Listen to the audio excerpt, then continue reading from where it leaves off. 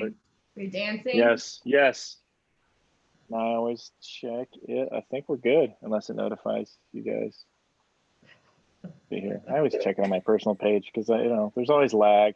Okay, we're live. Sweet.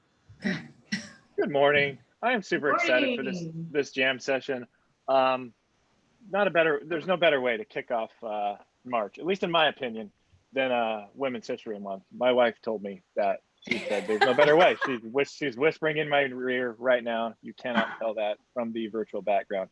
I'm kidding, obviously. But as a father of 3 girls, I have a son and 3 girls. And as a father of 3 girls, I mean, I'm grateful for women entrepreneurs who paved the way, not just in real estate, just in business in general, in all sorts of fields. And so this is the first of 3 jam sessions that are dedicated to honoring Women's History Month. And the one actually on Thursday is a DuPage focused one. So that'll be, I think, Thursday, 10 o'clock. We won't start the live stream till 10:15. So this is fantastic. I am very grateful for the agents and the partners who carved out an hour of their morning for this. And I am going to, first of all, before I have people introduce themselves, I have 2 plugs. Sorry, you got to put up with me for the plugs.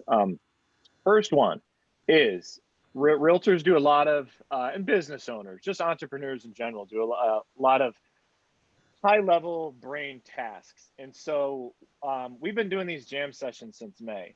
And I think Facebook Live since August, early September. So we're going to just turn off our brains, cut loose, and have some fun. We're doing a virtual bingo March 16th, 3 p.m. You can find it on Eventbrite.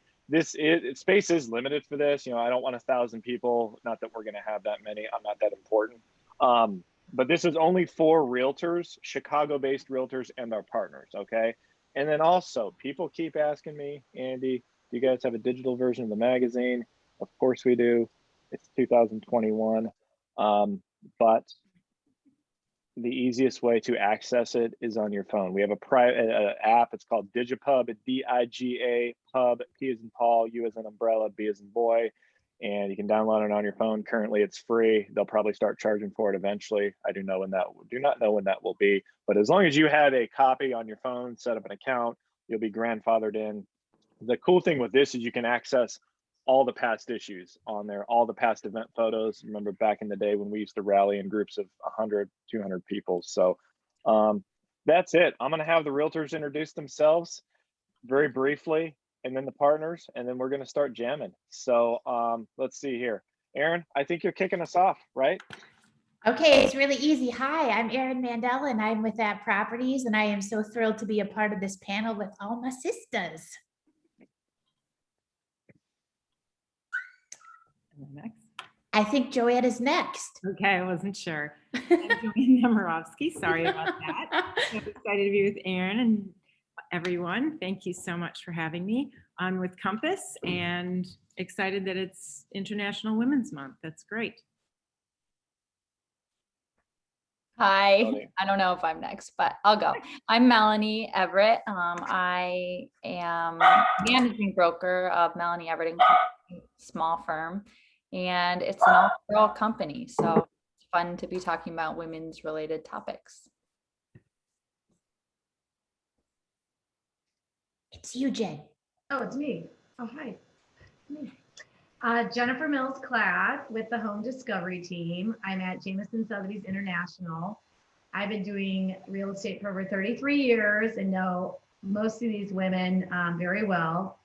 And I'm just thrilled to be here with you all and everybody online because we rule the world. We run the world, people. So this is all about women and the real estate market, and I can't wait to jam. I usually have an argument for everything, but I don't have an argument for you, Jennifer, on there. You guys do rule the world. So so I know as realtors, thank you very much, and just thank you for sacrificing the hour. I know realtors can be doing a lot of productive things, income generating activities throughout the course of their day. So I appreciate you jamming with us.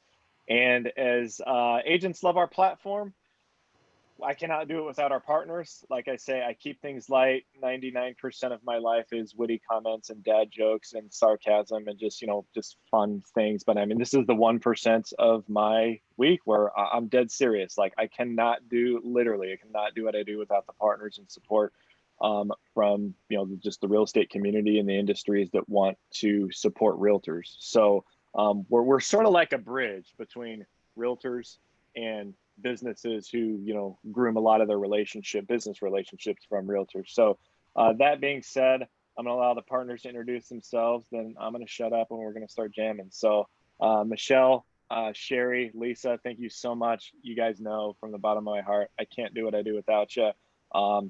Michelle, why don't you go ahead? Yeah, so Michelle Bobart, Guaranteed Rate. It's been a privilege to serve Chicago families for over 23 years. I think I've got over 3,000 clients in Chicagoland, and just a privilege. Thank you for the invite this morning. This screen is filled with just the most dynamic, amazing women in Chicago real estate. So just super fun, privilege to be a part of today. And the stat is that I think it's like 30% of buyers are female, and it's just super exciting to partner with women and building wealth in real estate. So that's what we all got to do. It's exciting. I'm Cherie Casella. I am the owner of Haven Home Staging and Redesign. We are approaching 12 years, and primarily, we certainly have men on my team, but we're primarily a women-focused team. And Andy, yeah, thanks again for inviting me to join with all these lovely ladies. Good morning, everyone. I'm Lisa. I'm a real estate attorney for the past 20 years. I'm thrilled to be here with everyone. And Andy, thanks for having me on.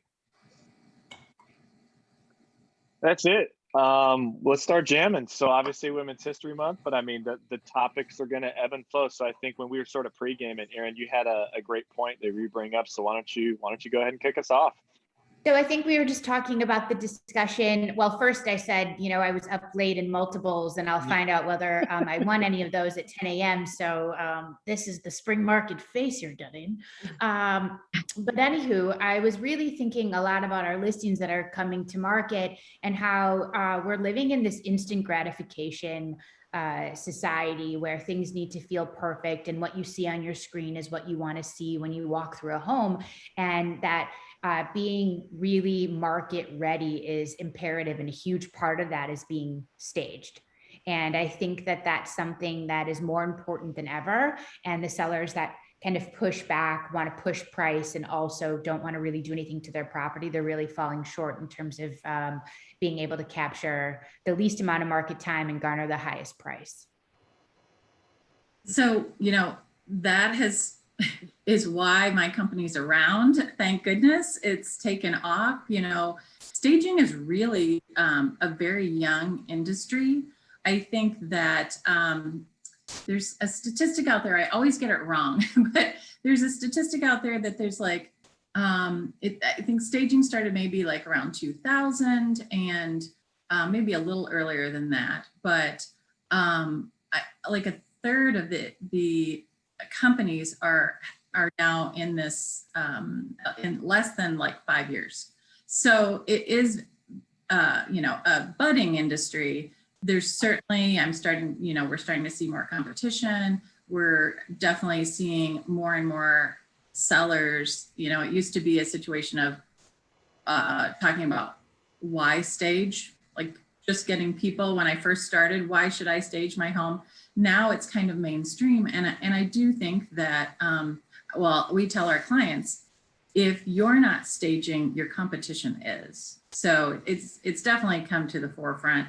I think it has a lot to do certainly with television shows, and for us, our realtors are our salespeople. They're pushing staging, they're pushing us, and we really appreciate that. Our business was built on referrals, so couldn't have done it without you all. So well, and I think part of the staging process, staging per se now, is really just updating a property.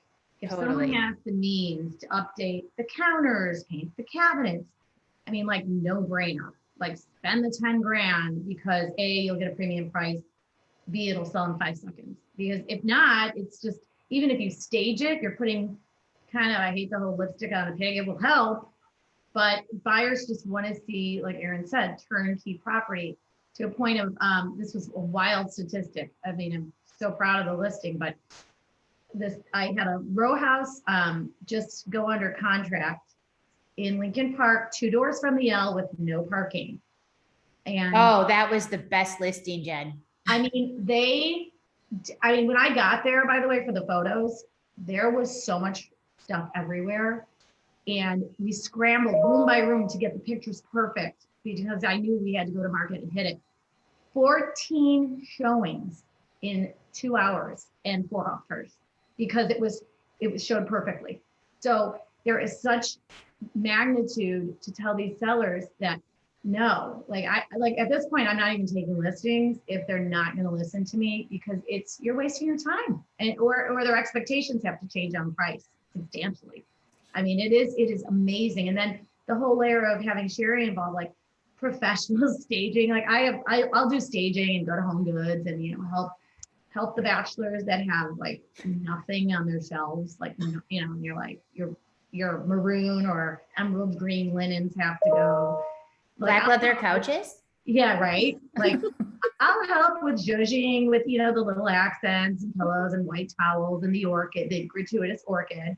But the bones, if the bones are just like really dated, that's where I think sellers really have to be told it's imperative that they step up and spend some money and update as well. But staging, it's amazing. It is amazing to see the results. And I think this is in every single market of the country.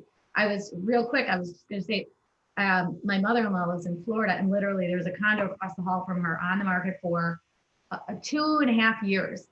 Finally, the old lady, her neighbor, the whole building's old, by the way, I'm just saying. She's like, I'm going to move it all out. I'm going to do what the realtor's telling me and stage it. Sold in 1 day. I mean, it's just the same story, you know, in any market. It's just staging is imperative right now. And even if it's not selling quickly, it's also, or it could be selling for like more money. Like we're hearing, especially this year, especially with inventory being lean, I mean, days, like 4 days, 3 days, 7 days. Last year, 2020, which, you know, granted the real estate market still was strong. I think Chicago's average list to contract was 40 days. Ours with staging was 20. So in half the time. And people have to think about carrying costs. You know, they look at like the cost of doing some of this, like the painting, floors, staging, but then they don't think about, well, if I don't do any of this, I'm going to have possibly how many carrying costs and what does that look like? And so we're trying to really go in marketing, like show that angle of, you know, what when you have this property this long, like what is that going to cost additionally that you're not thinking about? I think it's really interesting because right now we're sort of at the perfect storm where people really don't want to do work. People don't want other people in their house, the germs, the hassle. They are working from home. It's so much stuff going on. And I think it's interesting because it's elevated here from sort of what Jennifer said of like having people come over when it's just as is how they were living to staging. And in San Francisco, my friends, everyone moves out. They completely make other plans, move all their personal stuff out, and stagers come in and every single house is prepped and ready for market. And market time is like 4 days at the most in houses that are desirable because they're completely ready. They spend 2 months getting ready. So the realtor's job is more in the prep than it is in the actual showings, which I just think is so interesting because they actually go to the next level of talking people into like, no, we don't want one thing of yours here. Like, Yeah. leave and let us do our job. And I think it's fascinating because that is the market. That's the norm and that's what's happening there. So I just wonder if it's sort of an elevation for us. We're not quite there, but we are, just like Jennifer said, if your place isn't perfect, don't put it on yet. It's better to wait, get it perfect, and then put it on. And lately I'm using a lot of like virtual pictures, which is really, really helpful because you can't change somebody's floors. You just can't redo like certain tiles, but you can change the colors and show people that The option. it'd be pretty easy between moves to do this. So I think we all are trying to get as creative as we possibly can in a very lean market. Difficult. The staging, the virtual staging has been interesting with competitors though. And when you actually see them online and then you go in, you're like, oh wow, this is a dog. Oh yes, that's like online dating. Yeah. It's like, you know, when you see the person on and then you're like, looks good. Then you get to the table and you're like, Yeah. you do not want to be that listing. Yeah. I find this interesting though, because most of my sellers are first-time sellers that don't necessarily have a lot of like money on hand. Sure, of course. They're selling condos that I sold them for like $300,000. So it's not like they have a lot to go around to make updates and stage and all of that. So I've done the virtual staging. I like it because it's like $20 a photo, but I would be curious, what are your guys' thoughts on that? Like, is that not the greatest move? Should I be looking at other options? I just don't know like what to do when it comes to somebody that doesn't necessarily have the dollars to go around. No, I think it's a great visual aid because obviously people don't have vision. But what I'm finding, and I'm sure you all have as well, is the buyer, and I'm be curious to hear Michelle's perspective on this when it comes to a buyer credit for closing cost credit, I guess we'd call it closing cost credit, to, you know, and pass that cost through to the buyer. So, okay, the cabinets and the counters cost $8,000. Here, pick what you want, it's yours. I mean, I think the whole concept is kind of cool and it gets the visual, like overcomes the objection of it not being updated and they just have to do it before they move in. But I'm finding when I do that, the buyer is expecting compensation. I think too, I mean, like Melanie, to your point, I mean, I do have a lot of clients who I sold them their first home, they're having their first baby, and then they're the move up buyer, right? So it's so hard because nobody's sleeping and they want to clean up and they want to sell it and they want to understand their cash flow to invest into their second property. So it's such a tough conversation to have.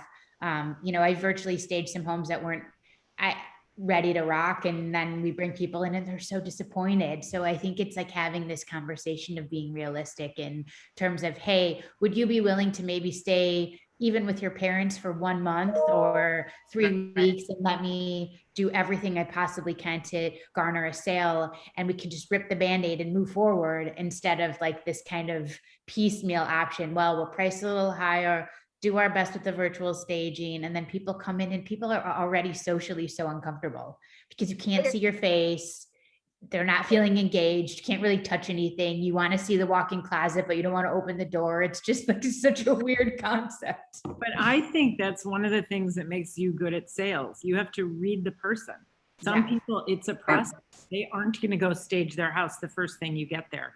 It's a building of trust. And you have to listen to what they're saying and go through the process. Other people, you walk in and they're like, hey, you're the expert. What should I do? I'm open-hearted. I'll do anything.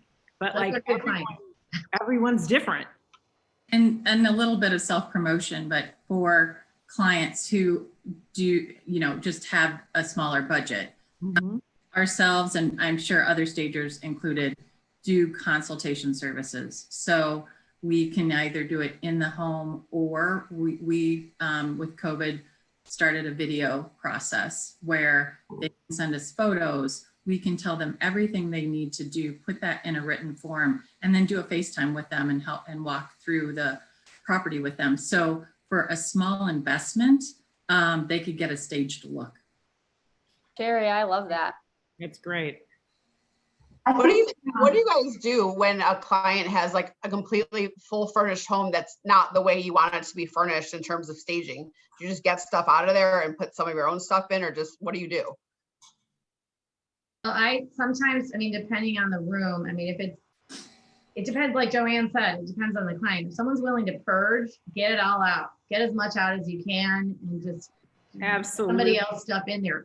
If someone's really against it, I found a Photoshopper who will virtually stage a whole room, even with the exact, you could take a photo of the room, even with their retro bar and green shag carpeting, and make it look very contemporary. I mean, oh, look at all the decks. Look at all the decks. Hey, there's snow outside. They all look so darn pretty because all restoration hardware is on their virtual staging. Right. Right now. I mean, it is amazing what you can Photoshop in, but usually, it's, as we all know, it's all about online presence right now because everyone's apprehensive to go in first, and to get them in the door, you have to make the showing of the property like on point. So I go to the nth degree to make it look great, depending on the seller's comfort level.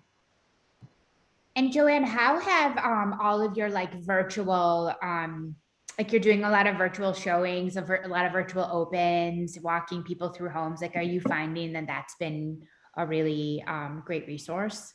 I would think it is definitely in some price points, very helpful.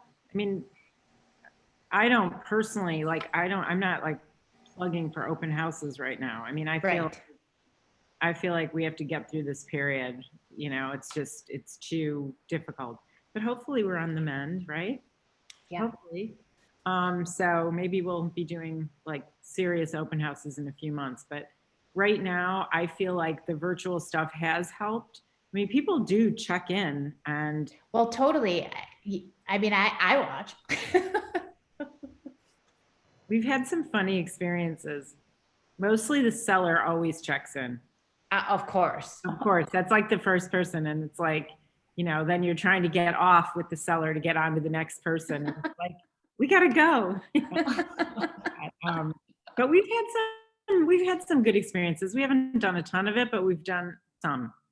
And when I say we, I've done none. But Rachel, my daughter. Yeah, but Rachel is amazing. My daughter is really into it. She literally had like 10 years in advertising. So she's like social media. Somebody said to me this morning at like 7:30, somebody texted me, good luck on the panel. I'm like, what? Like, how would you panel? And they're like, my friend from LA. And he's like, oh, Rachel posted it. I was like, oh my God. Like, so well, technology is really a thing. And Lisa, how are you feeling about like, a lot of like attorney reviews? Are you finding that people, like I'm finding that when people are winning multiples, because we have such limited inventory, that they're starting to like retrade during, AI, and inspection credits are becoming like larger. And it's just such a frustrating process. Like attorney review, albeit we try for 5 to 7 days, ends up being like 2 to 3 weeks. And I'm like, let's get done. It's so frustrating because I agree, Erin, there's so many contracts that are coming like, as is nowadays, because they're all multiple offers. Right. So people are tagging them as is, but we all know that people don't, a lot of clients don't, once we get to the attorney review stage, and, it's like kind of like a yin and yang of saying, this is an as is contract, that's how we signed it. We're not asking for, A, B, C, D, and E. So I have found I've been trying to really be more realistic with clients and tell them that, if this was a multiple bid, we should really, really, really scale this back right now because it's not going to end well, for our offer. So that's what I've been trying to do, truthfully, not always successfully. As is to me always sounds like price to move. Like, is it? Yeah. Right. No one really believes it all the time. So yeah, but it's a little more incentive to like maybe limit the list a little bit. Yeah. But I've also noticed that people are very seeing on edge lately with all like the multiple bids. Like everyone, is just much more nervous and anxious than I've seen them in a long time on my end by the time I get the contract. We've got a frame, just with that experience I just mentioned, with the 14 showings and the 4 offers, with a backup offer higher than the offer they accepted twice. It is amazing how people have to frame offers. Like, Michelle, your phone must be exploding with for pre-approvals. I mean, everybody, the pre-approvals have to be, when they frame an offer, every single one, photo of the buyer, heartstring letter, perfect pre-approval, no cash, by the way. It's weird. But I mean, you hear everybody tells the whole story. And you know what? The people who win are the ones who have the, I escalation riders and all this. While people are really smart. These letters are very important along paired with that pre-approval, because it just, when it's that easy to present an offer and the seller can read it without having that translation factor.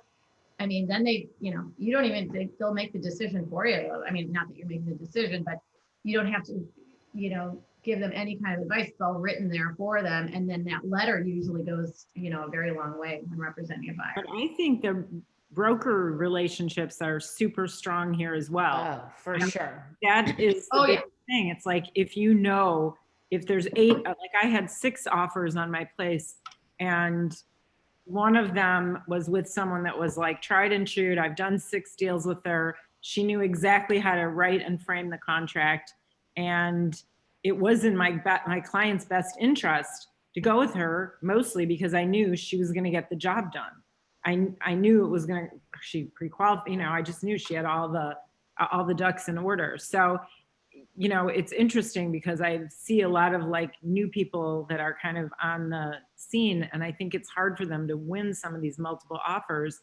And a lot of it is because they don't understand the escalation clause concept, and they don't understand the as is concept, and that you still have an attorney's approval period. And so like, yes, you're buying it, but are you like 100% in lockdown? No, so just sort of the knowledge and experience to know kind of what to do in those situations is very helpful. And I think working with professionals is really helpful.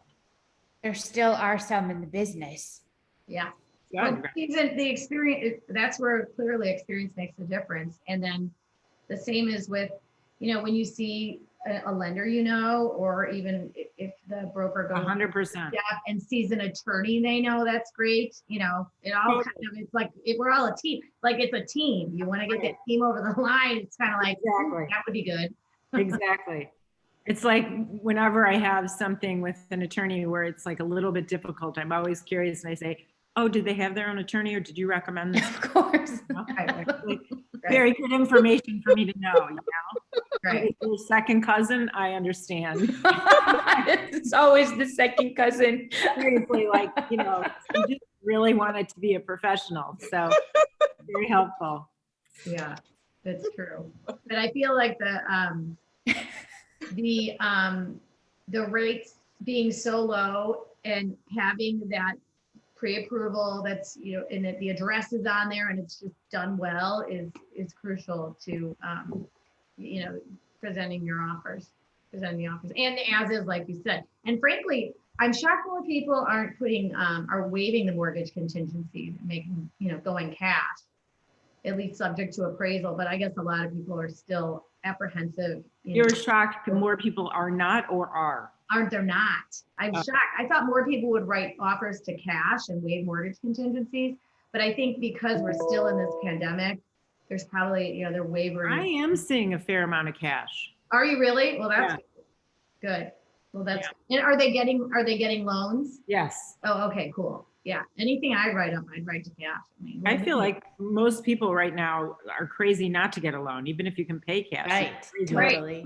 Well, that's true. But you're right. Write the offer to cash. Write the offer to cash. I always say no one knows your finances like you do. When I'm talking to the buyer, I'm like, if you're nervous about your credit or you're nervous about this, don't do it. Right. But if you know that you've done all the steps in your life and you're, 40 or 50 years old and you're going to get a mortgage, Right. So that's a great point. That's what we're seeing a lot right now. I mean, I think the stats are 20%, nationwide transactions being done in true cash. And even, and that's one of the ways, it is a lot of creative strategy and positioning, and really working, especially when you are, because I obviously 80% of my business is still downtown Chicago, Chicagoland, but my clients now are moving out of Chicago. So I'm seeing a lot of different markets, and some of these, I mean, we think Chicago's bad, like it's crazy town, you know, in certain, you know, area sectors. And so I'm just learning a ton in terms of how I can partner with the realtor like never before to position that offer, you know, on the top of the stack. And, you know, it is really, it's great locally because I have had clients be like, I won the deal because they said you were on the pre-approval. So that feels good, but it really is like, you know, for the folks that do have cash, you're right, money is cheap, it makes sense. But we just, you know, I tell them like, I want all your docs like in my, you know, uploaded and ready to rock, make a cash offer, and I'm going to have, you know, I'm going to have a loan approval for you by the time you're done, you know, attorney review. So you'll have peace of mind, you know, like if something goes awry, you know, you can pull the plug. But it is, I mean, doing the cash, you know, I don't recommend, obviously, I mean, people need to have the cash, you know, if they can do that. But yeah, no, it's a good leverage tool. And just really just thinking outside the box. Michelle, can I ask you? Oh. Yeah.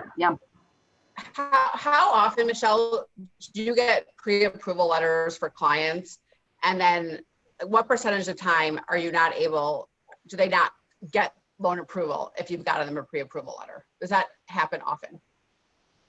If I issue the letter, it's like 99.9%, you know, I mean, because that's the key between a good loan officer and one Totally. that, you know, I mean, like you do your due diligence, you know, I mean, jumbo is a whole different animal, like people's scenarios, you know, they could have RSUs for income, you know, some jumbo investors allow them, some don't. So you have to really hone in, review all the income and asset docs. You do not, and then I think that's the biggest thing too with a realtor is just calling the lender and asking those extra questions. Have you looked at all the documents? I mean, have you verified income, assets, and credit? I mean, because you can't take a client's word for it. A self-employed borrower will say they make $1 million a year and then they write off $500,000, you know? So you just really, you can't, and not that we don't trust our clients, it's just they don't know what they don't know. You know, they don't know how an underwriter is going to look at something. So I think that's really the key piece is just really, you know, discerning. And that's one of the things that I've been partnering with realtors like never before is like the minute when I know it's going to be a multiple bid, like I'm like on the phone with the listing agent saying, hey, I just want to let you know, I have reviewed their credit, income, and asset. We can turn this around in 3 weeks if we need to, you know, blah, blah, blah. And it's just that extra, you know, just getting creative. Cause yeah, I mean, I haven't seen escalation clauses. I've seen more escalation clauses in the last 4 or 5 months than I probably have in my career. So I'm not been in a while. So yeah, so I think that's a big thing is a pre-approval. Pre-qualification means you've like taken their word for it just from verbals from the client. Pre-approval in my eyes is I've reviewed every doc. I've ran it through Fannie and Freddie's automated underwriting engine, you know, and it's pretty solid. So That's what separates you from all the others. True. and always just know, like, that's the thing. I don't care if I'm doing the lending, like I can literally, like, if something feels fishy, call me, you know, I'll totally give you the question to ask the you know, the lender who's done the pre-approval and call them out. You know, it's pretty easy to call them out. So, you know, what's real. Nothing feels more frustrating than to, you know, have somebody present an offer and then they say that they know the lender very well. And then the area code is 212. And you're like, oh, a lender from New York. I'm so excited to be able to work with it. You know, a big bank from New York who definitely knows the Chicago market. Appraisal's going to go great. Erin, that's funny. And Michelle, I love that you call the agents on the other side in the deal. I feel like that goes a long way. One thing that I'm thinking about, like related to the whole multiple offer scene and whatnot, I saw a bunch of realtors on Facebook discussing like the PLN and pocket listings, and like some saying like, don't use the PLN, just put it straight on the MLS because you're going to get the biggest audience anyways. And then other people being really pro PLN. And I'm just wondering from the agent's perspective on here, like, where do you fall on that discussion? And like on the buyer side, I'm constantly in the PLN, like morning and night, checking for new stuff. And it's so clunky. It's so irritating, but I feel like I have to, because there's really good stuff on there. And then I don't want to miss out on anything. And I don't know. I just am curious to know what everyone's thoughts are on that. I think, again, it depends on the listing. and you don't know, like, I'm gonna go back to the one I just mentioned. I had that on the PLN for 3 days, no, for 2 days. I had 3 showings, no offers. So, you know, you give it 24 hours, 48 hours. If you get nothing, then you obviously go live, depending. Of course, when I got the offers, somebody from the previous PLN showing wanted to make an offer. I'm like, hello, you could have had it 2 days ago. But I think, you know, it depends on the price point. Like if you're in a under $500,000, don't even, what's the point of the PLN? I mean, silly. You might as well just, if you're in that, like even under, I would say 300 to 700, just go live. I mean, you might as well just have the one massive group showing and get it under. The inventory around like the million plus, I would do PLN just because then you might get like a buyer who's just ready to hit a number or hit a number the seller might really be like wowed about, and then you don't even have to go on the market and everyone's time is saved. That would be my take on it. I really like the private networks, or just to be able to test the market too on price, because I think I have a lot of sellers who, you know, want to be, especially in that over $1 million mark. If they want to be over 1.5 million, I think that there's a price break at 1.5. I think people search up to X amount. So if we're pushing at 165, 175, and that feels a little bit more or closer to 2 million, it's a little more daunting for that buyer, and the seller needs to understand that we're not getting that traction and we need to start, you know, at a certain price point to, you know, gain the most momentum. So that's a useful tool. I don't know, Joanne, do you? I totally agree with you. I think that it is wonderful that we're able to test the market that way without using time on the MLS and everything. But again, that comes into, you know, having the right person to work with, because some people check that stuff and some people don't. And so a lot of things never actually hit the market. You know, we all know what we're looking for, you know, off the MLS and who to contact to try to find it and things like that. So the off-market opportunities, I think right now with the market as fast as it is, are significantly better than the on-market. Like some of the people. Are you then prepping, or the houses being prepped then when they're going to private network? Are they like, are you doing the painting or the staging, that sort of thing? So yeah, some of it. I mean, Okay. I think if it's a protecting ground too, if you think you could sell it before doing a ton. Right, sure, yeah. Especially if it's such a well-executed home and the client had put so much expertise and personal touch on it. I have some clients that are particularly looking at like the water tower residences, and like, you know, Michael Rosenblum lives there, for example. So he's going to have a good sense of what's coming to market and who might be interested. And that's just a person to contact and say, hey, you know, and that's a good use of like the private network, because he'll have like a barrage of inventory or opportunity just to say, this could be great for your clients. And that's where like the whole relationship part of this business comes into account. 100%. And always doing the right thing and looking out for your comrades and being honest and thoughtful and cooperative. And, you know, it goes a long way. That's what women are all about. That's right.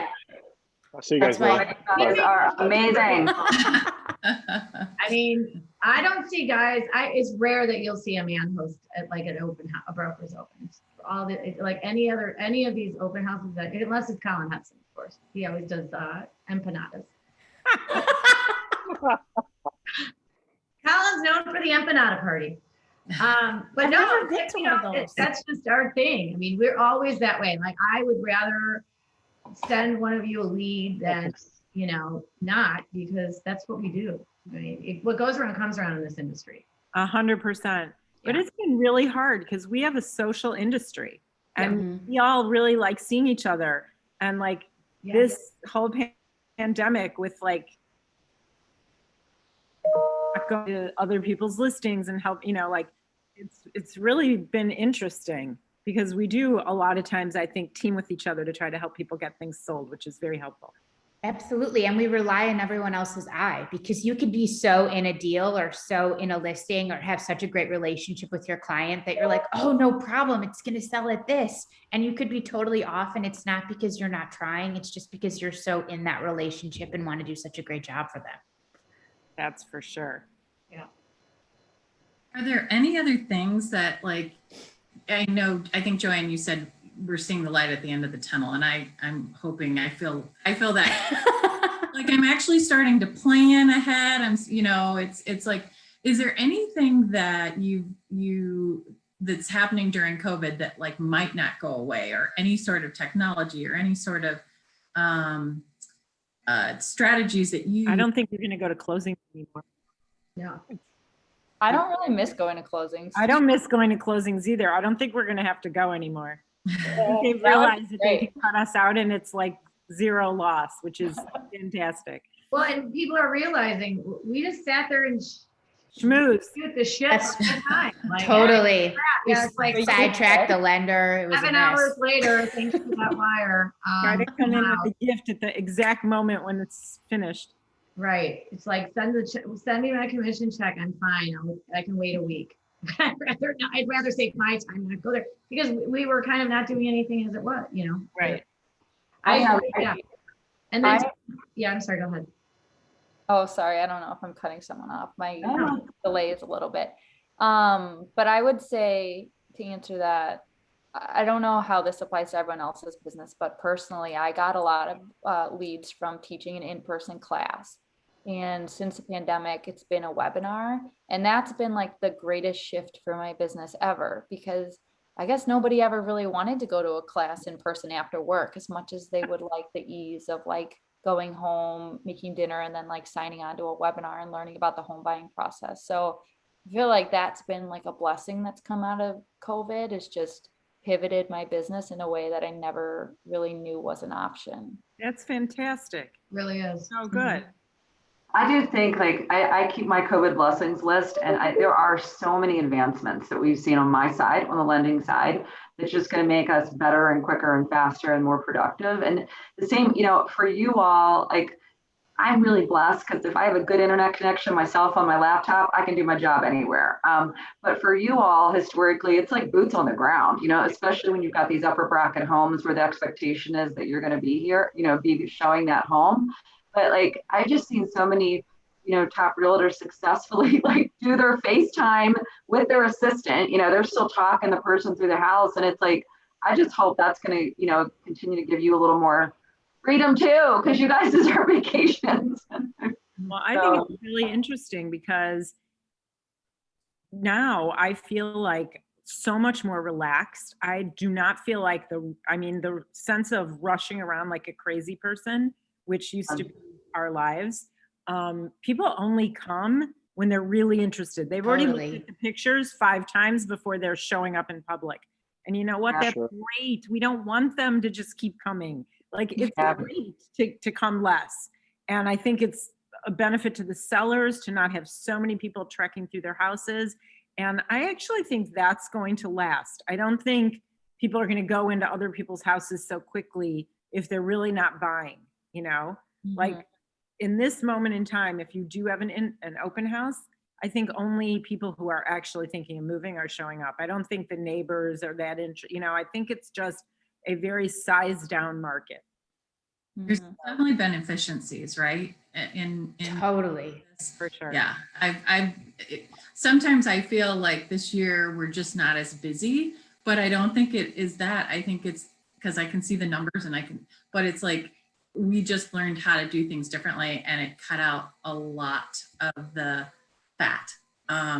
So yeah, there's a lot of good that has come out of it. And I know I mentioned earlier, maybe off the Zoom, just the fact that this industry, like the real estate industry for females during COVID, has, when so many females are being forced to leave the workforce for childcare and other reasons, like, thank goodness for real estate and us vendors who have been able to, we have the flexibility in our lives to adjust and to, we're still probably working all the same crazy hours, but it's at midnight or it's at 5 a.m, and I just think we're fortunate to have that control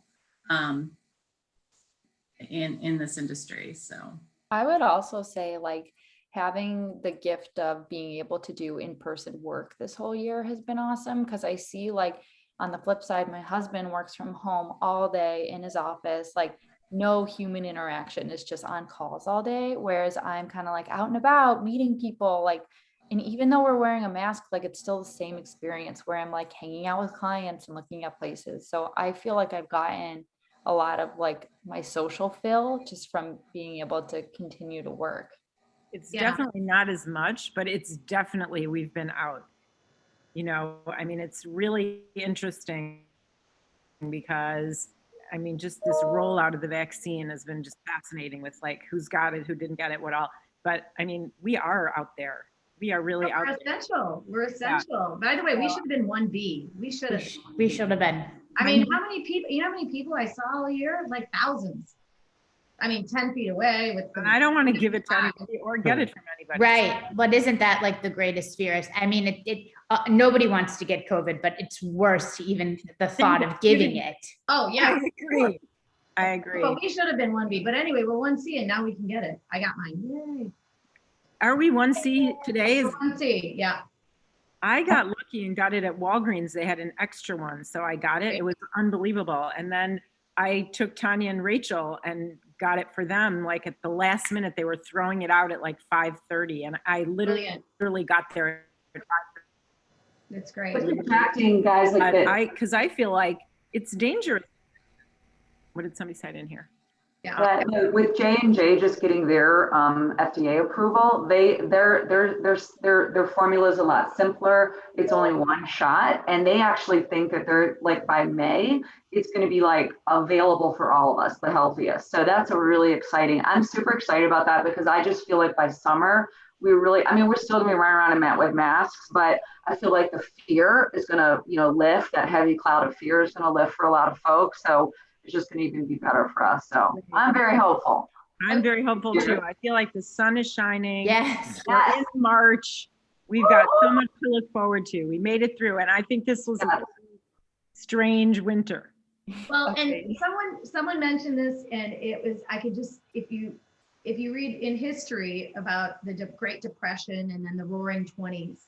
Yeah, people went crazy. I feel like we're about to just, everybody's going to go bananas. We're already feeling it with the momentum of real estate.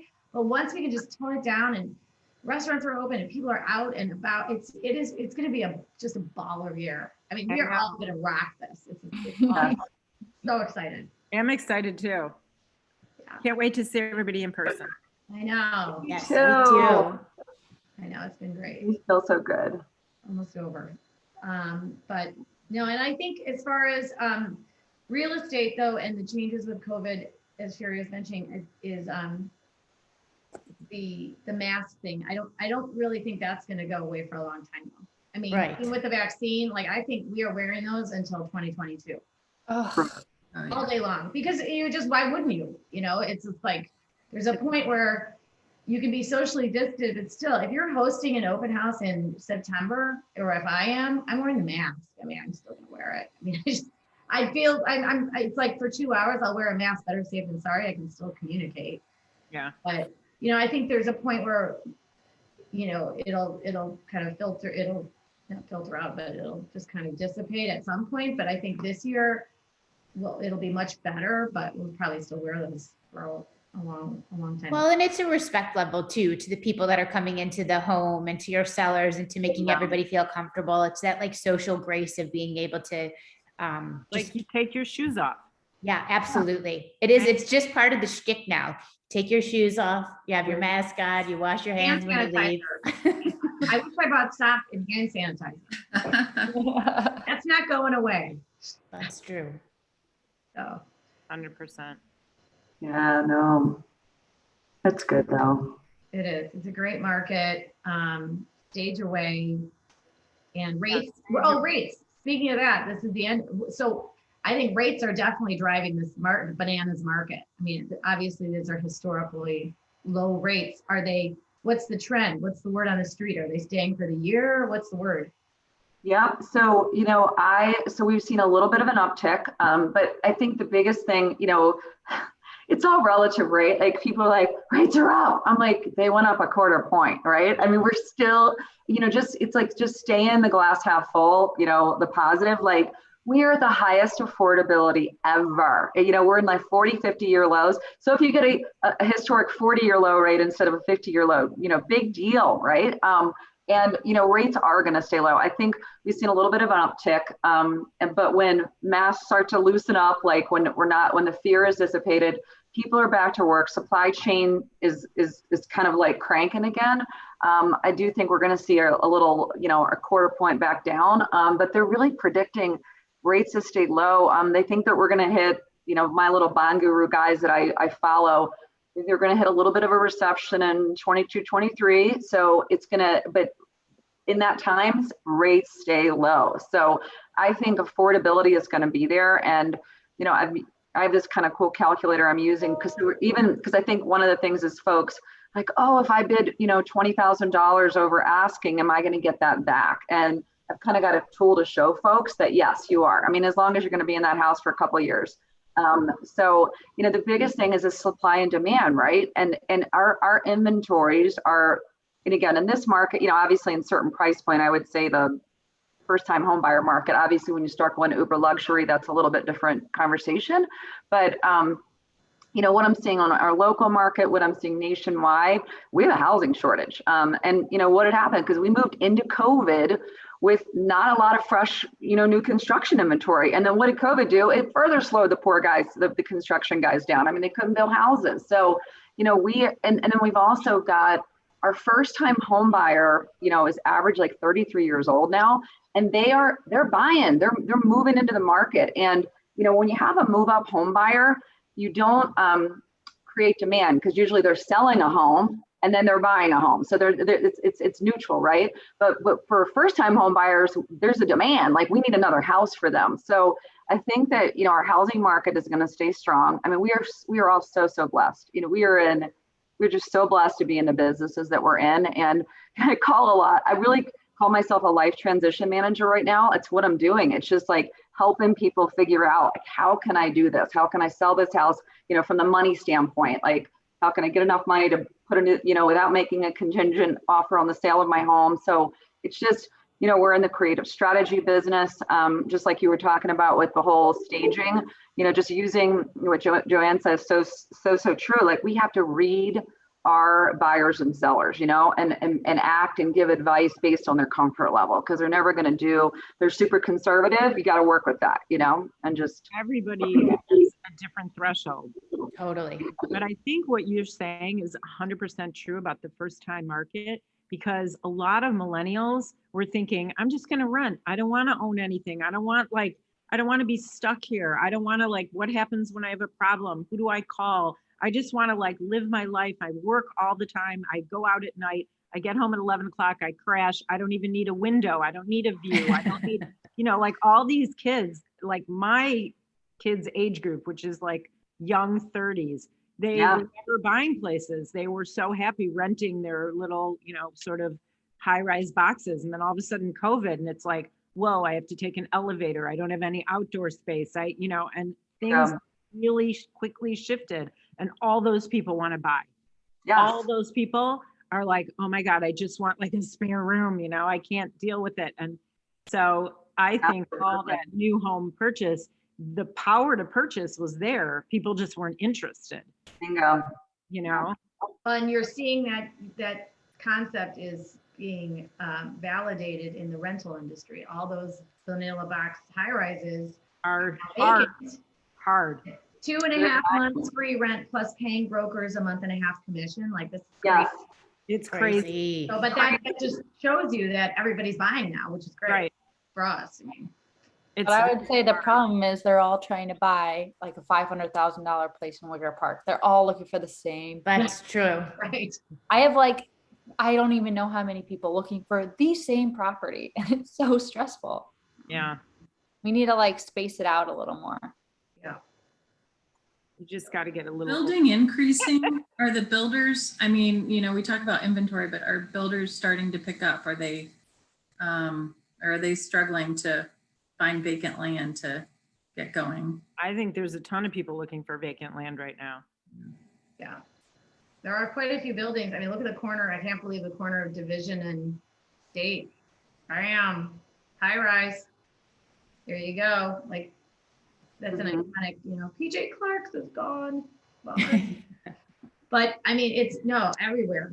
There's a lot. I mean, I think we'll see a boom of more inventory next year and then the year after. But for now, no. I mean, we're in this lack of inventory for the rest of the year. There's not much fresh product coming on. But I think developers are also just building something different. I think you're seeing more like, 6 to 8 unit buildings, and it's okay if there isn't necessarily an elevator, so long as there's like 2 dedicated exterior spaces and ease of living, being able to, park into your garage and like maybe pick some selections. It's just such a nice opportunity for people to have affordable housing outside of like the apartment complex. Like common elements are like not as important as, the safety and security of being able to get into your space. Yeah. True.